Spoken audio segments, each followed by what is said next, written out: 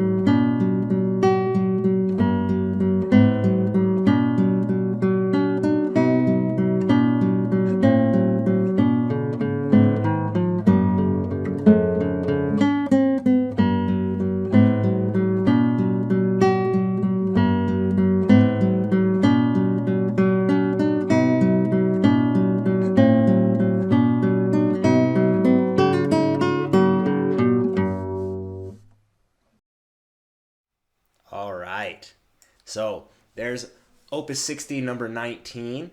There's my little performance. Of course, I do pre-recorded performances because I don't want to screw up live on air. But this is a really fun piece. I've got a lot of students currently working on this piece. So I'm going to run you through not only the right and the left hand, but also the music theory behind this. Here, let me get my camera a little bit more in order so that you guys can actually see my hand. So I'm going to pull up the first line. Of course, if you are a dojo member, you can download this in the members area. If you're not a dojo member, you should definitely think about joining and download the scores, or you can get the score at the link below. Good morning, everybody. All right, so if you have any questions, ask them in the chat. I'm going to take care of questions here at the end. I want to start off with this one telling you that it is in 6/8 time. So we actually have 2 beats per measure here, and those beats are broken into triplets. So overall, the rhythm is 1 and 2 and 1 and 2 and. Now, there's a couple things going on here. First off, we have 3 voices. So we have a bass voice, which you'll see lower on the score. So let me go ahead and bring this in. So our bass voice here starts with a G, right? And then it moves to an A, and then it moves to a B. And we have our melody voice up here. So it goes from B to C to D to G. And then we have a middle voice. You'll see these 2 G's here. This is actually kind of pedaled throughout the entire piece. It's called a pedal point. So the chord changes as these G's more or less stay the same. So when you have 3 voices, you really have to play in a way that you keep that in mind.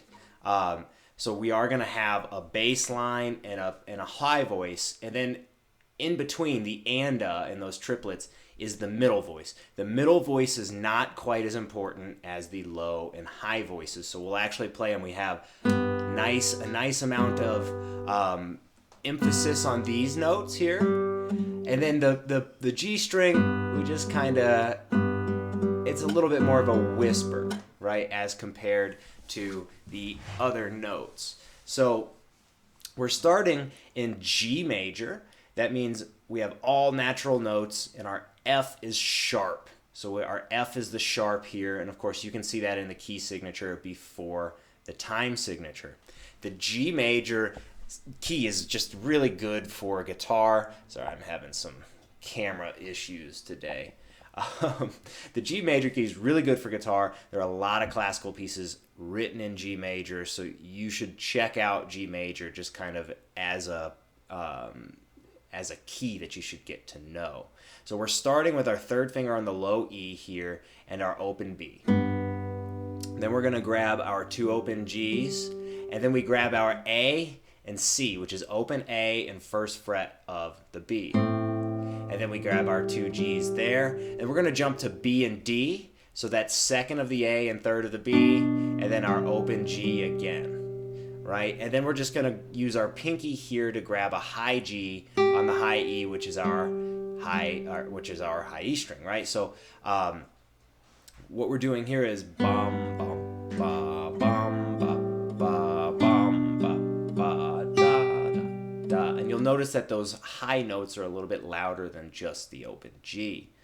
Now, as far as what's going on theoretically here, so we're actually getting in the bass note just a G, A, B, rise in the scale, and then in the soprano we get B, C, D, and those are what are called parallel thirds, and they're actually separated by an octave. So we have G and B, and then A and C, and that's just going forward in the G major scale in thirds, or you could also refer to them as tenths. And there's an open G in between as a pedal point. A pedal point is just a very stubborn note that stays there to create a little bit of dissonance. So after that, we're moving on to the third and fourth measure, and we get the same thing to start, and then once we get to the B and D, our next note is this open G, and then we get D, D sharp with the pinky, and then C and open E. Now, I'll show you what comes after that in just a moment, but let's just talk about the right hand for a second. We're using basically the same picking pattern the whole time. So it's thumb and ring, middle, index. Thumb and ring, middle, index. And you have to keep it very, very consistent. So it's 1 and 2 and bum, ba, ba, bum, ba, ba, bum, ba, ba, bum, ba, ba, bum, ba, ba, bum, ba, ba, bum, ba, ba, open G, C. Then we get D, D sharp, C, D, da, da, bum, ba, ba.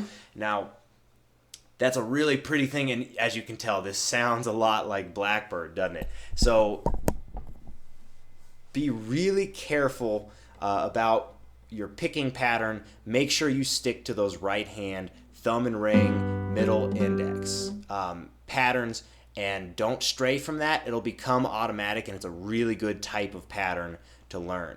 So after we hit the C and E and the 2 open Gs, we move to a B and D, 2 open Gs, and let's bring up the next line, our line 2. And then we move to A and C sharp, 2 open Gs. And one thing I want you to really pay attention to here is the fact that we have a 1 up here. This is our first ending. And then here's our second ending. So the second time around, we'll skip this. When we hit this repeat, we'll go back to the beginning. We'll skip this area and replace it with that area. But let's talk about this area first. So Nerfiana, I have a 2.5-hour video on how to read music on my channel homepage. Go check that out. I've got you covered. All right, so we get to the A and C sharp, and then 2 open Gs. And we're going to move up to B and D, and then 2 open Ds here, and then open A and C. And we're going to grab E, and then F sharp, right? So it's a bit of a stretch. And then we're going to get G, G and B, 2 open Ds, then F sharp and A, 2 open Ds, and then D, C sharp, and C, right? So when we're doing that, the fingerings need to be, you're going from C and open E, and then index and third for the B and D, and then you're just gonna move A sharp and C sharp as a half step, and then back up 2 open Ds, and you're gonna reach with your index, open A and first fret of the B, then E, F sharp, which is just like the middle voice is kind of climbing back up to the G, and we have G, G, B, that's our 1 chord, 2 open Ds, then the F sharp and A, 2 open Ds, and then we get just a little chromatic roll down, and then a repeat. So we go back to the beginning. So let's actually go to the back to the beginning here, guys, and I'm going to show you what the music theory is behind here. So we have a G and B, which outlines our 1 chord. A and C outlines our 2 chord, and B and D with that G is back to 1. So it's just a quick little phrase, and then we have 1 again, 2, and back to 1, and then we have D, and then D sharp. That D sharp is a leading tone. It's supposed to create a bit of tension that leads us into this E, and he adds the C in there to give us a 4 chord, right? And then we're back to 1, or you could say that this sounds more like a 3, either or. And then we get to line 2, which we have our A and C sharp, A sharp and C sharp, and all that is just a kind of a double leading tone. It creates some tension that brings us right back up, and then we have our open D. So that brings us to our 1 again, and then here's our A minor, our 2, back to 1, and then the F sharp and A and D, that's actually a D major chord with the F sharp and the bass, which is our 5 chord, and then we have D, C sharp, C. Now, if those Roman numerals and numbers confuse you at all, check out the hour-long music theory lesson on my channel. Let's move on to let's move on to the second ending here, actually. So the second time through, we start playing it, and of course we're going to skip that area under the 1. So we're going through it, dum bum bum bum da da ba da da ba da da, freeze. Right here is where it changes, right? So we're going to the second ending here. So when we do this, we're skipping the area that is under the 1, and we're going to the area that is under the 2 here instead. And this is actually really cool. So what happens is we have A sharp and C sharp, and then we move back up just like last time, but then we get 1 open G, a D sharp, and we switch to our C and open E, so that's third of the A and open E, 1 more G, reaching over for first fret of the B to get that C, and then we get a little grace note that goes da da da da. So that's a G, pull off to F sharp, open E, and then F sharp again while keeping that index in place. So we have, you'll see that my index here is in place, and then we have ba da da da, and we'll be going to a G chord, G, B, and third fret of the high E open on the next line. Just pull up that next line right now. Here we go. And then after that we get open D, second of the A for that B, and then bum. So we get this really cool ba da da da bum bum bum bum. So now we're on to the second half here. This is a really cool part as well, where our pedal tone actually moves to being here on the open D the entire time. So we had a little bit of that earlier, but it's a lot more now. So the entire pedal tone section is going to be D. And then we have up here, we have what are called parallel thirds moving around. So if we look here, these are parallel thirds that just start to move around with that pedal tone there. This is a really cool section, and it starts on a D major chord, which is our 5 of the key. Your really important chords in any key are the 1 and 5. You really got to know every single one of them. So in this case, G majors are 1 and D majors are 5. So we start with our third finger on the F sharp of the D, which is 4th fret, and our index here on the 2nd fret of the G, which is our A. And we're using our index and middle on the right hand over here to get those.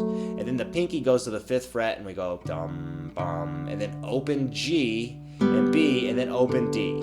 So So the 5th fret of the A and the open D are the same note, but we needed to use the 5th fret of the A for that first bit, and then we get open G and B, D, D, G sharp and B, D, D, and then A and C, dum, dum. So we're starting 4 and 2, bum, bum, open, and then G sharp's first and open, and then A and C second and first, and then back to open, and then second and first, so A and C again, and then we get A sharp and C sharp, and then B and D. And when you move to the next bit, we're getting C and E. We're going to grab these on the 5th fret of the G and B, and see how I'm keeping my second finger and index down because I'm coming right back to it. And next what happens is we're actually going to go down to a D7 chord down in first position here. So this B and D that we just came back to, we can just slide this back and place the 3rd finger. And then you put your pinky here and we get our G major chord. And then back to A and C, so that's still second and first. And then G and B open, and then only one D after it, and then we get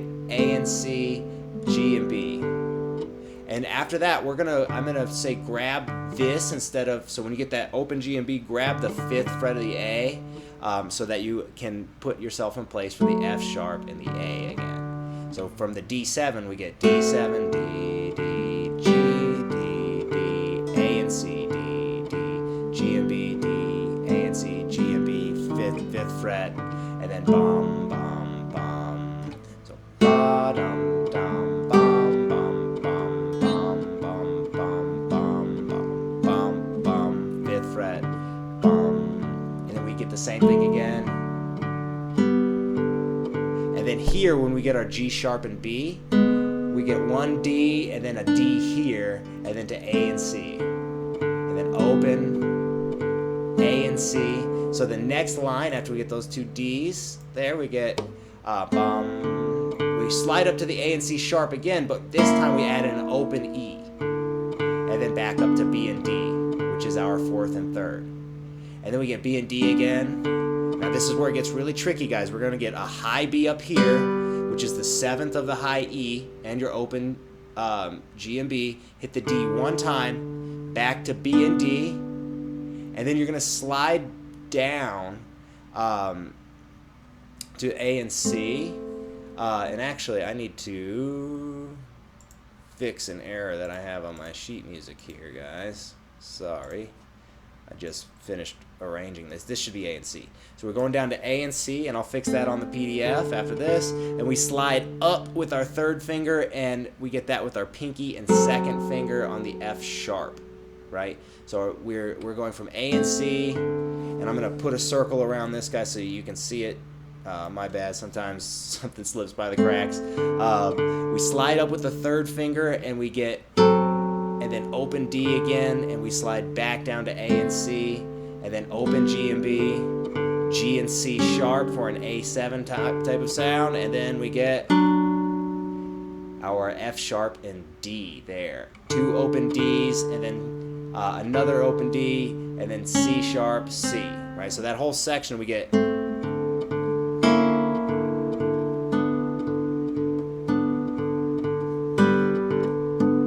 Right there's the mistake, my bad, guys. And then bum, bum, bum, bum, G sharp and C, and then. So then we go back to the beginning and play all the way to the 2nd ending again.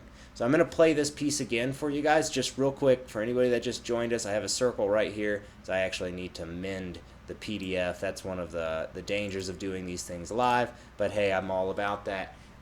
As a mistake might pop up here and there. So the PDF will be fixed right after this. It takes me 4 seconds to fix it. Unfortunately, I can't do that live on air. So I'm going to play this again for you guys, my performance video for it. Go ahead and just walk through this step by step, download the PDF, and work through this. This is a really, really pretty piece to get under your fingers. I teach a lot of my students this piece, and I haven't met one that doesn't absolutely love to play it, and I love to play it every now and again myself. So without further ado, musicandguitarlessons.com or musicandguitarlessons.shop. If you want to find any way to support me, you could join the dojo, and I hope you guys enjoyed learning this piece. Let's take a listen one more time to the performance.